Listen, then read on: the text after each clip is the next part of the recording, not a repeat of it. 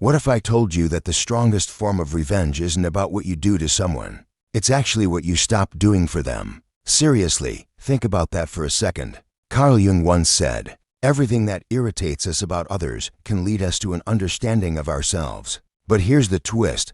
What happens when you take that mirror away? What happens when the person who used to reflect back their best self just disappears? Stick around, because what I'm about to dive into might completely change the way you look at every relationship that's ever broken your heart. Carl Jung, who was basically the original deep thinker when it comes to why we do what we do, believed that the human mind or psyche runs on something called projection. Simply put, we take our own inner struggles and toss them onto the people closest to us. The people who matter most are often the ones who end up absorbing all the emotional chaos, the storms, the unresolved stuff we don't want to deal with ourselves. But here's where it gets wild. When that person, the one who's been your emotional sponge, just steps out of your life, there's a unique kind of pain that kicks in. Nobody warns you about this part. When you walk away from someone who took you for granted, something strange happens inside them. At first, they might feel like they've won, like they've finally gotten the upper hand in some invisible psychological chess match. They feel free, powerful, maybe even a little smug. Jung would say that's the inflated ego at work. It's a defense mechanism, a way for the mind to protect itself from facing truths that are just too uncomfortable. But here's the catch. Time has a way of wearing down even the strongest illusions. Slowly, like water wearing away stone, reality starts to set in. And what they start to feel, what they can't run from, is your absence. Now this is where things start to get really interesting, because Carl Jung also said something along the lines of, "The most terrifying thing is to accept oneself completely." Your absence actually forces that person into this terrifying confrontation with who they really are. What felt like a small victory at first, your absence becomes a deafening silence, a vacuum they can't fill. In Jung's world, this silence is what he called a complex, a cluster of emotionally charged ideas that start to take on a life of their own in the unconscious mind. Let me tell you why they can't stop thinking about you. People take consistency for granted. They see kindness and think it means weakness. They mistake your steady presence for something they're automatically entitled to. Jung believed that when someone acts from that place of entitlement, they're really letting their shadow self run the show, those parts of themselves they'd rather not admit exist. But when the convenience is gone, when the stable, reliable person walks away, all that's left is the echo of what they destroyed. And that echo, it gets louder every single day, because you weren't just another face in their crowd. Carl Jung had this unique understanding of human relationships. You weren't just someone passing through, you were the anchor, the voice of calm, the strength they leaned on. In Jungian psychology, there's something called the anima, or animus, the opposite aspect of ourselves that brings us balance. You brought that balance. You saw their pain and their flaws, and you accepted them anyway. You put in the work, maybe more than anyone else would have. Jung believed that, often without realizing it, we seek out relationships that heal our old wounds, that make us feel whole. You were like emotional medicine to them, a stabilizer, a source of healing. And they didn't even notice how much they relied on you until you were gone. But here's the part that's going to blow your mind about why your absence hits so hard. When you finally walked away, or maybe they pushed you away, they didn't realize the magnitude of what they were doing. Jung found that the ego tends to work against what the soul really needs. They thought they were getting rid of weakness, outgrowing something or someone beneath them. But now, sitting in the silence, they realize you were the one holding everything together. You were the order in their chaos. You were what Jung called the transcendent function, the bridge between their conscious thoughts and their deeper, hidden feelings. And this is where the psychology gets a little dark. The pain they're feeling now isn't about you hurting them. It's not about anything you did. It's that your absence is a mirror, and Carl Jung said, "Who looks outside, dreams. Who looks inside, awakens." Your absence forces them to look inward, and what they find there isn't pretty. It's the realization that they were the ones who built their own emptiness. They lied to themselves, made up stories to justify their bad behavior or distance. But now, those illusions are shattering, and that clarity burns. And here's another insight from Jung. When someone loses their emotional anchor, something brutally honest happens inside them. He called it individuation, the process of becoming aware of your true self. For them, though, this process isn't a gentle awakening. It's a kind of psychological torture, because they're being forced into it before they're ready. When your reassurance and validation disappear, when your belief in them is suddenly gone, they start to buckle under the weight of facing themselves. They can't hide anymore. And here's the psychological truth that makes all the pieces fit: the collapse of the false self. Your presence let them keep up a front. Your belief in their potential gave them meaning. But when you take that away, they spiral into what Jung called the dark night of the soul, a crisis that can either force growth or cause total breakdown. They probably won't admit any of this. Pride won't let them. Ego won't allow it. But deep down, they feel it. Jung said the unconscious mind always tells the truth, even when we're lying to ourselves. So what's really happening in their mind right now? Why are you still crossing their thoughts every day? You're on their mind, not because you were perfect, but because you were real, a rare soul in a world full of people wearing masks. And they gave that up. Let that land for a second. They traded something genuine for an illusion, loyalty for games, depth for shallow attention. Jung said that rejecting your own wholeness leads to psychological inflation, followed by collapse. Now they're left in the ruins of their own choices, haunted by the memory of your presence. But what's really eating at them isn't your anger. It's not anything you said or did for revenge. It's your silence. Your absence is louder than anything you could have shouted. Your distance is colder than any words you could have used.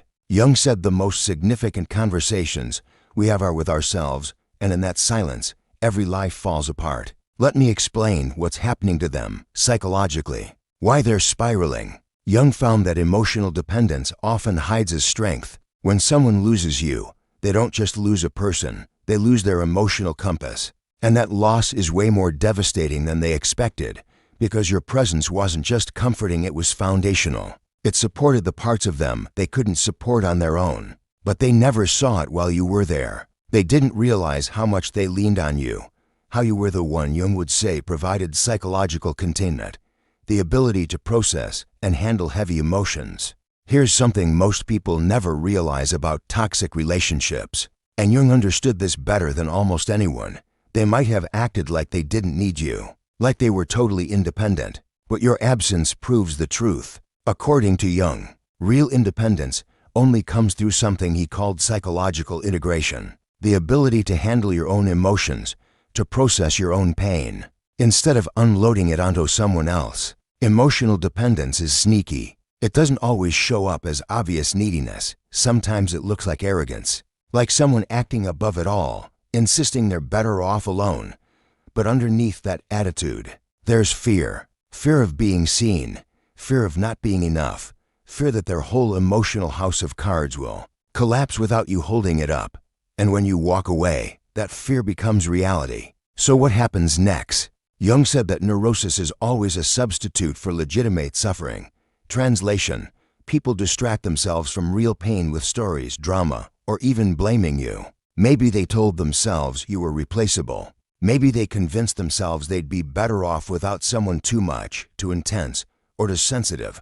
Maybe they painted you as the problem, just so they didn't have to look at their own emotional immaturity. But now, you're gone, and the space you used to fill is screaming. It screams in those quiet moments when they reach out for someone to understand them and find no one. Here's the raw psychological truth.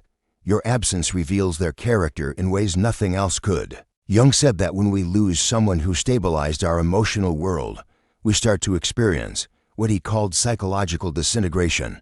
It doesn't happen all at once. It's a slow unraveling. First comes frustration, then denial. But over time, it turns into this dull, aching awareness that something crucial is missing. And that awareness keeps growing, turning into anxiety. The anxiety becomes almost unbearable, because now, without you to lean on, they have to face everything they've tried to avoid. They finally feel the weight of their own emotional immaturity. But this is where things get really fascinating, and why your absence is probably the best thing that could have happened for you. Jung found that when we lose the thing or the person we've been relying on, we go through something like the phantom limb effect. You know how amputees sometimes feel sensations in a missing limb? The same thing happens emotionally. They still reach for you, out of habit, out of need. They might try to replace you. Maybe they find someone new to text, someone to boost their ego, someone to serve as a temporary placeholder. But eventually, here's the hard truth. Emotional dependency isn't something you can just transfer to a new person. It attaches itself to the qualities that were unique in you: your empathy, your insight, your patience. And now, they don't have access to any of that. Jung pointed out that when someone loses their emotional anchor, it's not just about losing support. It's about revealing the hollow structure they built on top of you. Now, all the emotional crashes, the self-doubt, the mood swings they have to deal with those on their own. All the wounds they never bothered to heal because you were always there to keep them from getting too deep. Now those wounds are wide open, and they have no idea how to manage because they never had to learn. You were always there, absorbing the impact. Jung identified a psychological pattern here, and it's why they're crumbling. He said that regret is the beginning of wisdom.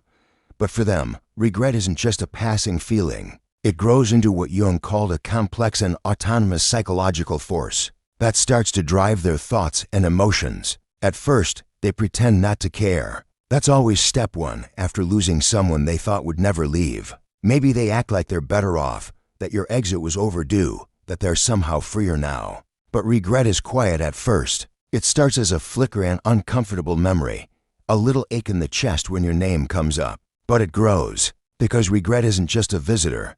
It moves in and makes itself at home. Jung explained that regret is the mind's way of trying to restore some kind of balance. It's the unconscious recognizing that something valuable has been lost. So what exactly are they regretting?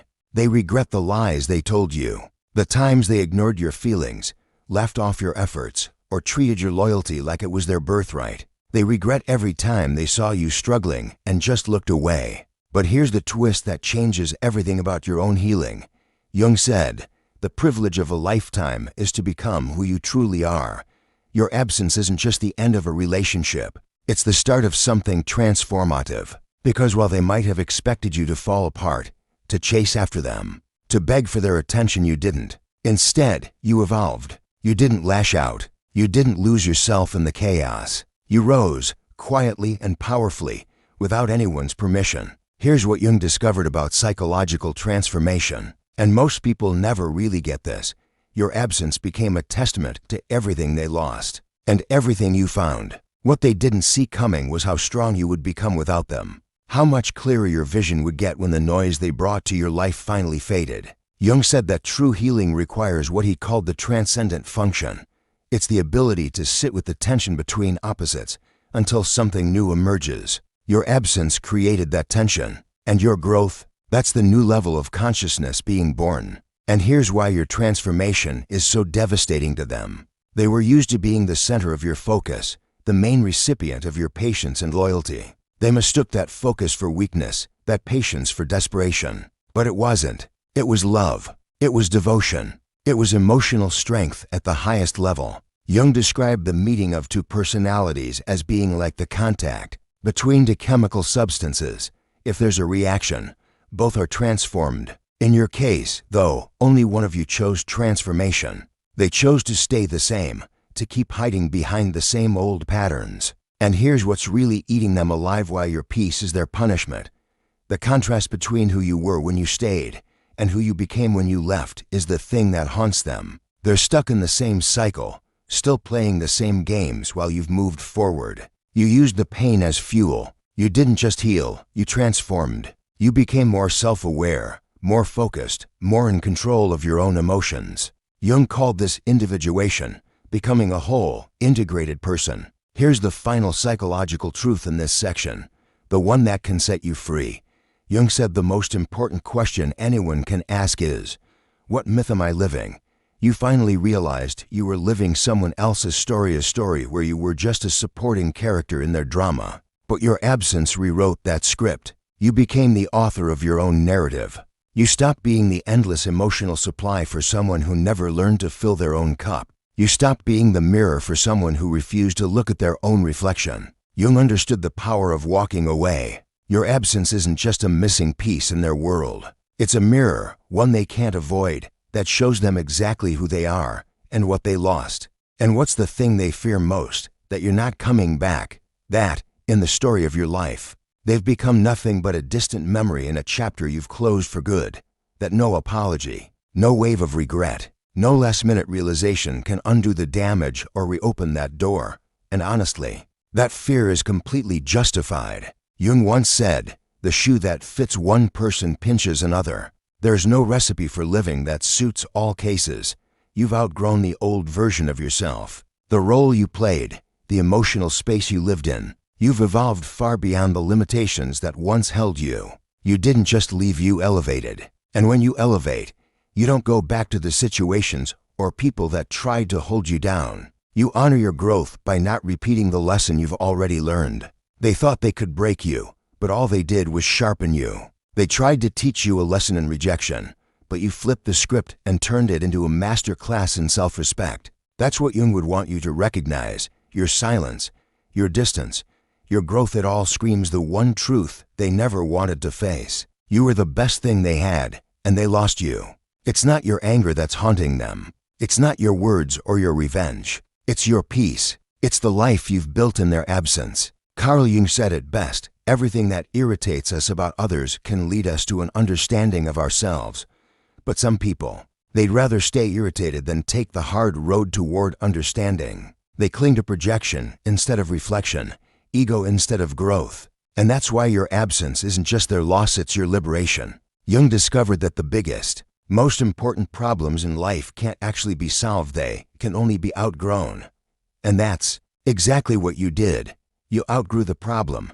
You outgrew the cycle. You outgrew the version of yourself that was willing to settle for less than you deserved. So don't doubt your worth. Don't second-guess your decision to walk away. Don't regret your silence or your distance, because your absence isn't empty, it's actually overflowing with everything they didn't have the maturity to appreciate: love, honesty, accountability, healing, peace. And now, those are the very things crushing them. They're being haunted by what they once rejected. Remember this, you didn't break them. You just stopped breaking yourself for their sake. And that single shift was enough to shatter their illusion of control. Your absence is your victory. Your silence is your strength. Your peace is your power. That's the real psychology behind walking away from someone who never deserved your loyalty in the first place. If this is resonating with you so far, if you've ever had to walk away from someone who took your loyalty for granted, just remember, your absence isn't a punishment. It's protection. It's not revenge. It's reclamation. It's not the end of your story. It's the beginning of your truth. Jung said, "I am not what happened to me. I am what I choose to become." And that's the choice you're making now, to become someone who values yourself, who chooses peace over drama, who chooses growth over stagnation. Your absence is their lesson. Your presence is your gift. And that gift is meant for someone who will treasure it, not someone who sees it as disposable. That's the true psychology of absence. That's the power of walking away. That's the truth they'll never be able to escape, no matter how hard they try. Let's talk for a moment about the aftermath, what happens to them after you've gone. Because the story doesn't really end with you leaving. In many ways, that's just the beginning. Remember that phantom limb effect I mentioned earlier? It doesn't just fade quietly into the background. Instead, it lingers, even if they try to distract themselves, even if they fill their time with new people and new experiences. There's this underlying emptiness that just won't go away. Jung explained that when we lose someone who formed the foundation of our emotional world, we're left to confront the hollowness inside. That empty space becomes a sort of psychological vacuum, pulling at them, reminding them of what they lost every single day. It's not just about missing you, it's about realizing what life feels like without that emotional grounding you provided. And here's where it gets even more fascinating. They might try to replicate the connection, to find someone else who can fill the same role. But emotional dependence doesn't work that way. You can't just swap out one person for another and expect the same stability, the same depth, the same healing presence. Emotional attachment is unique. It gets tied to the specific qualities and energy of the person involved. That's why rebounds almost never work. They're chasing a feeling, not a person, and that feeling can't be duplicated. So what do? Some people will double down on their old patterns. They might act out, blame you, or run from their feelings. Others might finally hit rock bottom, and in that dark place, begin the slow, painful process of self-examination. This is what Jung called the dark night of the soul. It's not a comfortable place to be, but it's often necessary for real growth to happen.